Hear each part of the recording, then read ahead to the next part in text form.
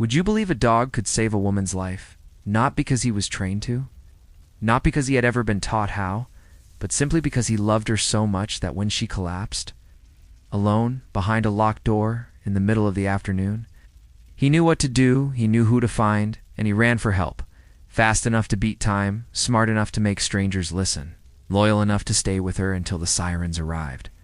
And it all began in a quiet suburb just outside of Eugene, Oregon. In a modest one-story home with faded blue shutters and a mailbox that leaned slightly left, a home owned by a woman named Claire Donovan, who at 56 had settled into a rhythm of life that was simple but full. Quiet but meaningful. The kind of life you only build after surviving a few storms. Because Claire had once lived fast, had once been a nurse in a bustling trauma unit in Portland, had once pulled night shifts and juggled marriage and motherhood, and grief and loss, and everything in between. And then one day she didn't want the noise anymore. She didn't want the endless beeping of machines or the weight of emergencies that weren't her own. And so after her divorce, and after her only son left for college on the East Coast, Claire packed up what was left of her life and moved into that little blue house with a porch swing she rarely used, telling herself she was ready to slow down, ready to just be, and for a while, that's exactly what she did. She volunteered twice a week at the community library. She baked banana bread for her neighbors' kids. She planted marigolds and tulips in her tiny front yard garden. And every morning, without fail, she walked down Maple Avenue with a to-go cup of coffee in one hand and a leash in the other. A leash attached to a large, shaggy Bernese mountain dog named Murphy, who had come into her life not by design, but by accident or fate, depending on how you looked at it, because Murphy had been part of a litter abandoned on the edge of a park 3 years ago. Found shivering beside a dumpster with burrs tangled in his fur and a look in his eyes that said he didn't understand why he had been left behind. And Claire, who had been at the animal shelter that day donating blankets, had crouched beside the crate and whispered, "You look like you need someone." And when he leaned forward and placed his paw through the bars and into her hand, that was it. No second guessing, no hesitation. Hush. She adopted him the same day and named him after the Irish side of her family, and from that moment forward, they became a team, inseparable. Murphy following her from room to room, waiting patiently outside the bathroom door, resting his head on her lap during long evenings of reading, sleeping at the foot of her bed like a guardian who never clocked. Out.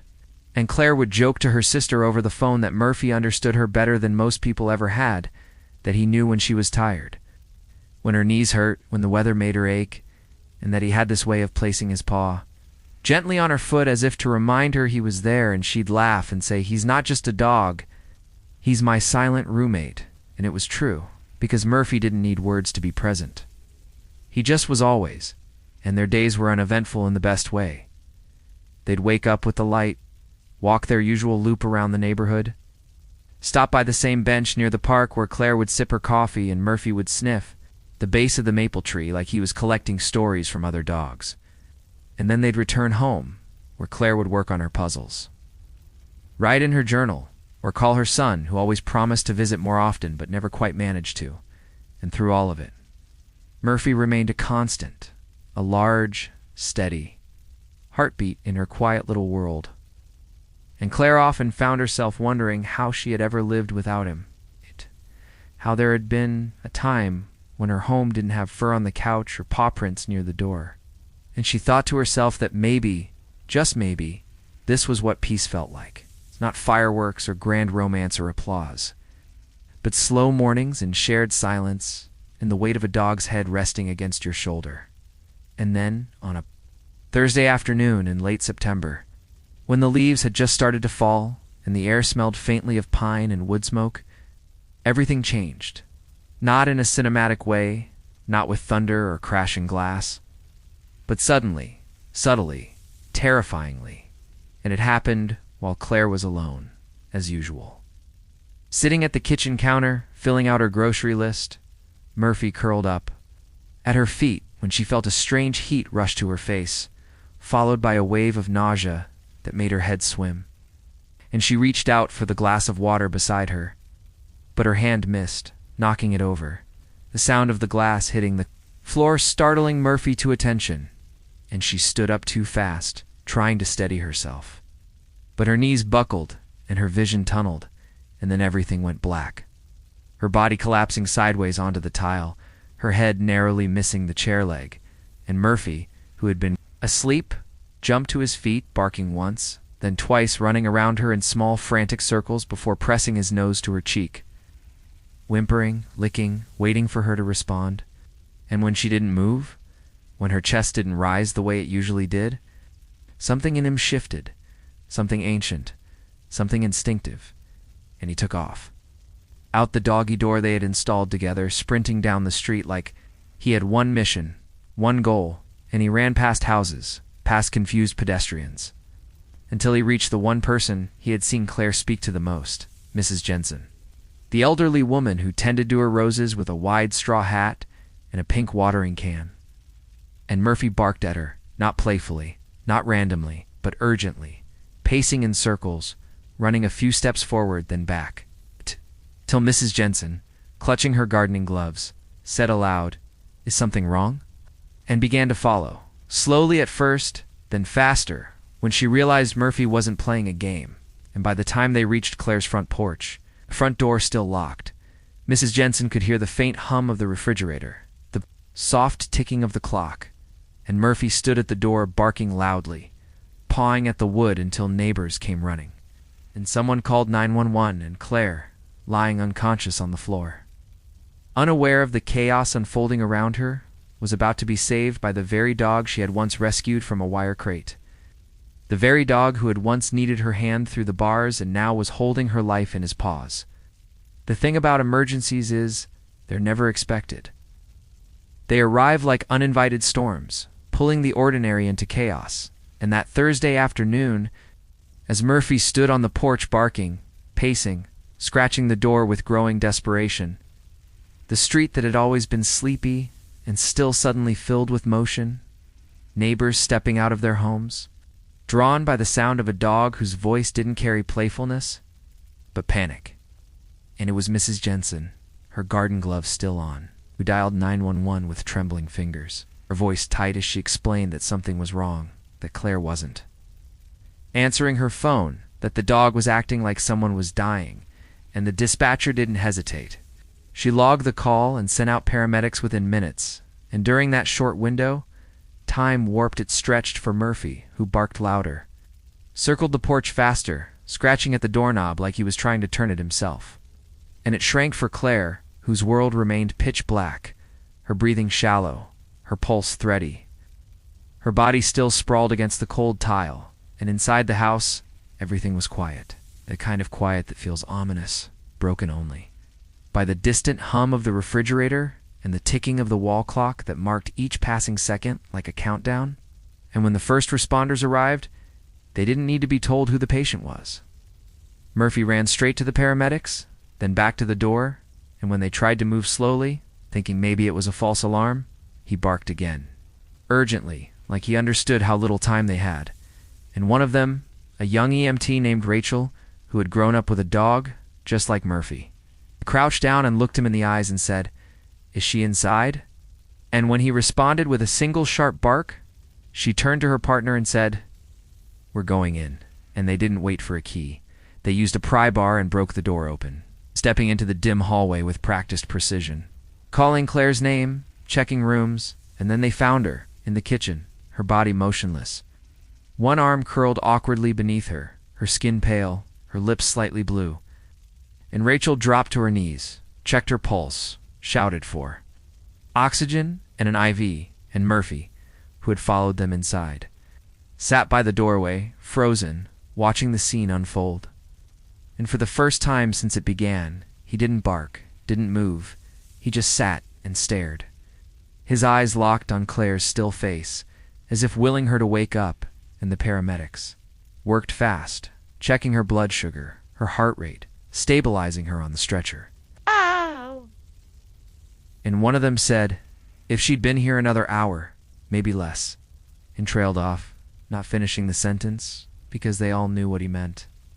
And as they wheeled her through the door, Murphy tried to follow, but was stopped gently by Rachel, who crouched down again and said, "You did good, buddy. You saved her," and Murphy tilted his head, his tail thumping once, weakly, like he understood just enough to know it wasn't over yet. And Mrs. Jensen stepped forward and asked if someone could take the dog, and Rachel nodded, said someone from Animal Services would be called, but when they tried to coax Murphy into the van, he refused to move. He pulled back, sat down, and stared at the ambulance like it was taking a part of him away. And Mrs. Jensen, bless her, whispered he won't leave her, and offered to ride with him in her car behind the ambulance. And that's exactly what they did. One minivan, one woman, and one dog sitting in the back seat staring out the window with eyes that didn't blink. And at the hospital, the ER team was already prepped, doctors waiting, nurses moving like dancers in a choreographed storm, and Claire was rushed through double doors, past fluorescent lights and urgent voices, and Murphy, left in the lobby with Mrs. Jensen, paced in, slow, tight circles, stopping every time a gurney rolled by, every time a door swung open, hoping, waiting, searching. And it was nearly an hour before a nurse came out, clipboard in hand, asking who had brought her in. And when Mrs. Jensen explained everything, the nurse knelt down and scratched Murphy's ears and said, "You're a hero." And in that moment, every person in the waiting room looked up. Some smiled, some wiped their eyes, because they'd heard bits and pieces. Someone had said there was a dog who ran for help, and now here he was, sitting like a statue of loyalty in the middle of a tiled lobby, waiting for the only person who had ever truly been his. And while Claire lay unconscious in the ICU, hooked to machines that breathed for her, Murphy lay outside her room door, refusing to leave, even when staff offered treats.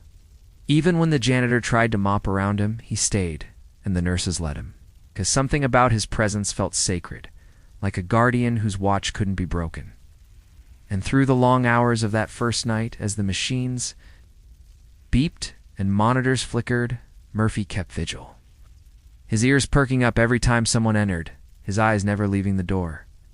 And when Claire finally stirred, just a little, her fingers twitching against the blanket, the doctor whispered, "She's coming back," and a nurse ran to the hallway, knelt beside Murphy and said, "She's waking up."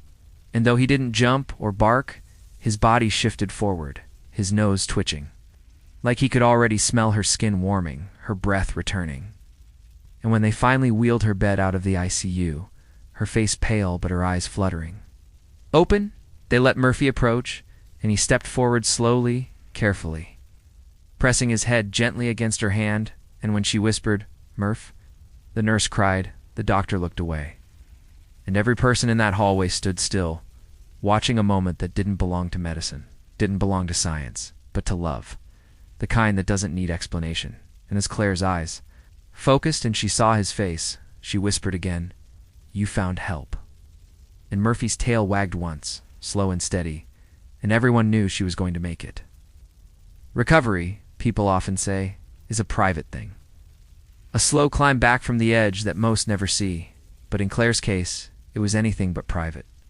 Because from the moment her eyes fluttered open in that hospital bed with the fluorescent lights painting her ceiling with soft shadows and Murphy's warm breath fogging the side of her arm, the world began to take notice.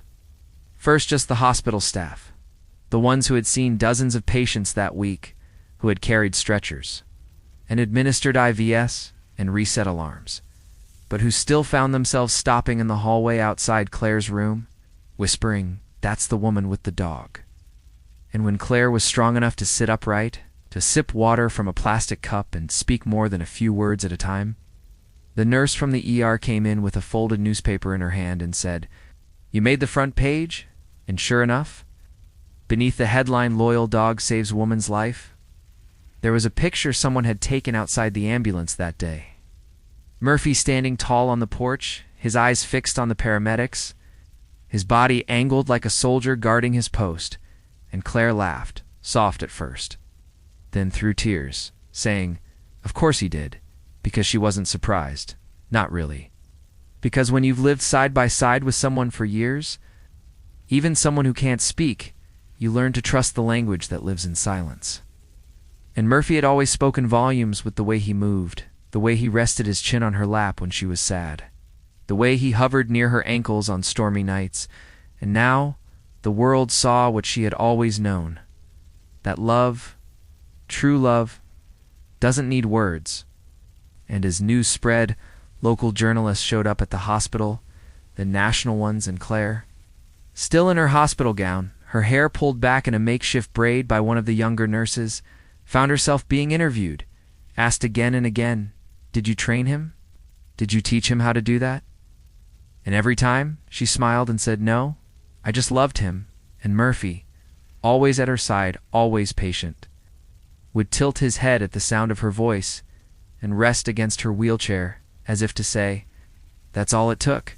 And the hospital administrator, touched by the story, waived part of Claire's medical bill. The local dog bakery dropped off boxes of gourmet treats with little paw prints iced on top, and people from all over sent letters and cards, some from as far as Maine and New Mexico and even Canada, and Claire read each one, some aloud to Murphy, especially the ones written by children. Like the one from a 7-year-old girl named Ava who wrote, "I want a dog just like Murphy because he's brave and I'm scared to be alone." And Claire tucked that card into her overnight bag and later framed it, and Murphy unaware of.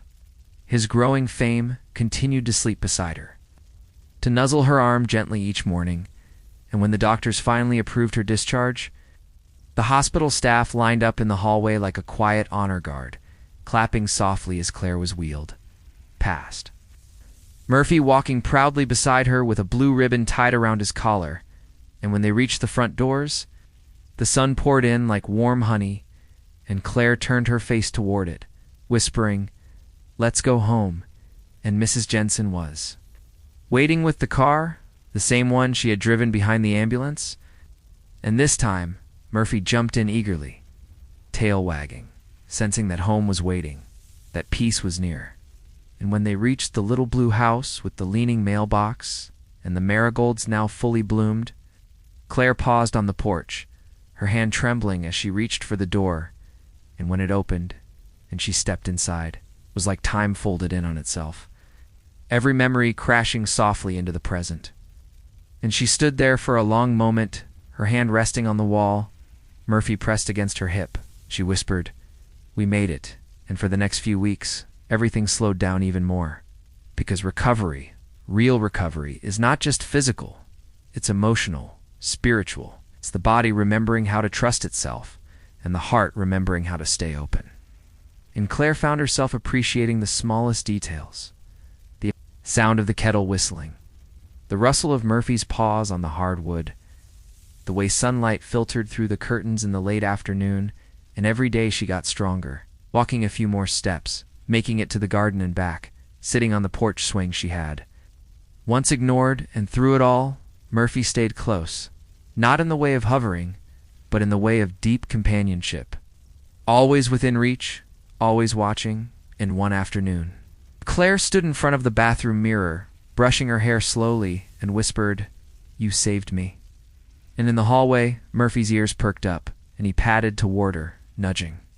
The door opened with his nose, and they just looked at each other. No sound, just breath and presence and history. And that evening, her son called, voice thick with emotion, saying, "I booked a flight. I'm coming next week." And when he arrived, tall and tired from travel, he knelt on the floor and hugged Murphy for a long time, then his mother, and said, "I owe you both." And they spent the weekend cooking simple meals, watching old movies and walking slowly around the block, and neighbors waved, cars honked, kids pointed and said, "That's the dog from the news." And Claire smiled, feeling both visible and unseen. Because what mattered most wasn't the attention, but the way people now saw dogs, not as accessories, not as noise, but as beings of depth, of instinct, of soul. And a month after returning home, Claire was invited to speak at a local community center about pet ownership. She brought Murphy with her, standing at the podium in a soft blue sweater with her notes shaking slightly in her hand. And she said, "I don't have advice for how to train a hero, because I didn't train one. I simply lived beside him." And he watched and he listened. And when the time came, he knew what to do, and there wasn't a dry eye in the room. Not when Murphy walked up beside her and placed his paw gently on her shoe. Not when she bent down to kiss the top of his head. And that night, The video of her talk went viral, and the comments poured in. Stories of other dogs who had done unbelievable things, of strangers inspired to adopt, of people reconsidering how they treated the animals in their lives, and Claire realized something, that sometimes we survive not just for ourselves, but to pass something forward, to tell a story so that others might feel a little less alone. And Murphy, still unaware of his status as a national treasure, just curled up on the rug beside her reading chair and sighed, the kind of sigh only a dog can make, full of peace and presence and love.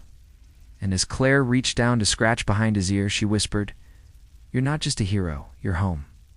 And in that moment, everything was exactly as it should be. There's something about dogs that makes time move differently. Not slower exactly, but fuller.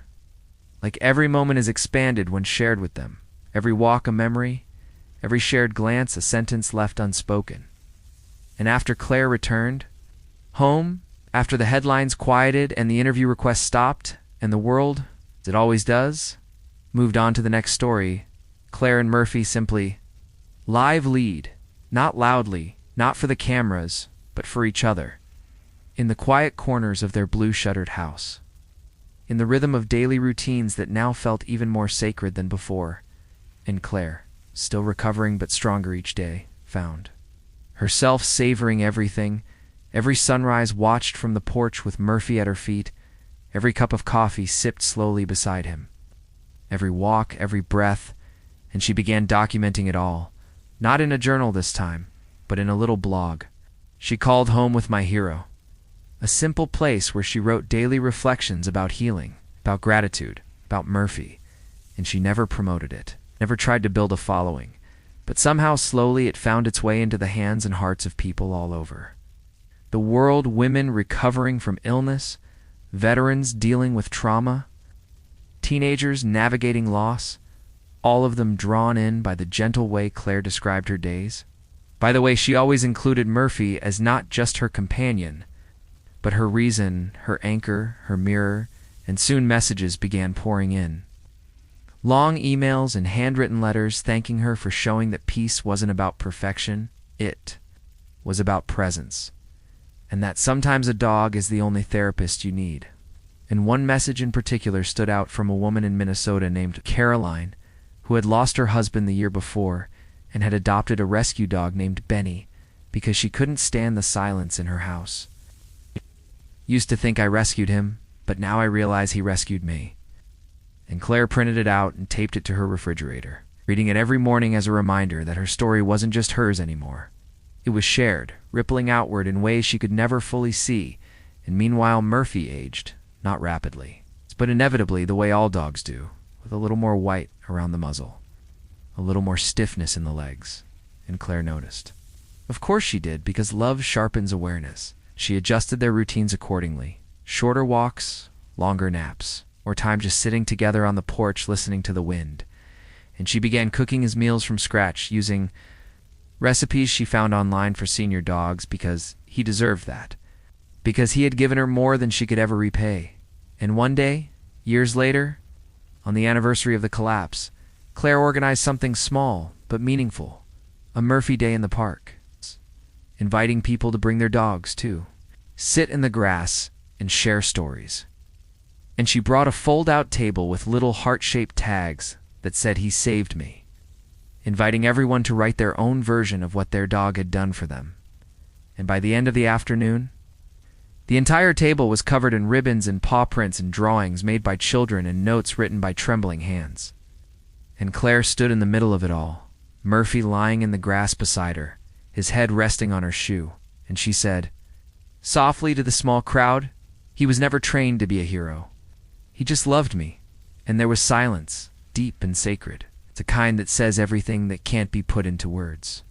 And later that evening, as the sun slipped low and the sky turned that golden pink that always made Claire think of endings, in beginnings, she whispered, "Let's go home." And they walked slowly, one step at a time, until they reached the porch where they first stood together after the hospital.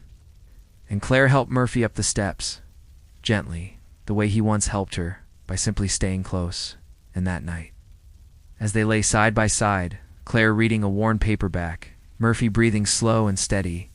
She found herself thinking about all the things they had survived, not just that day on the kitchen floor, but everything since.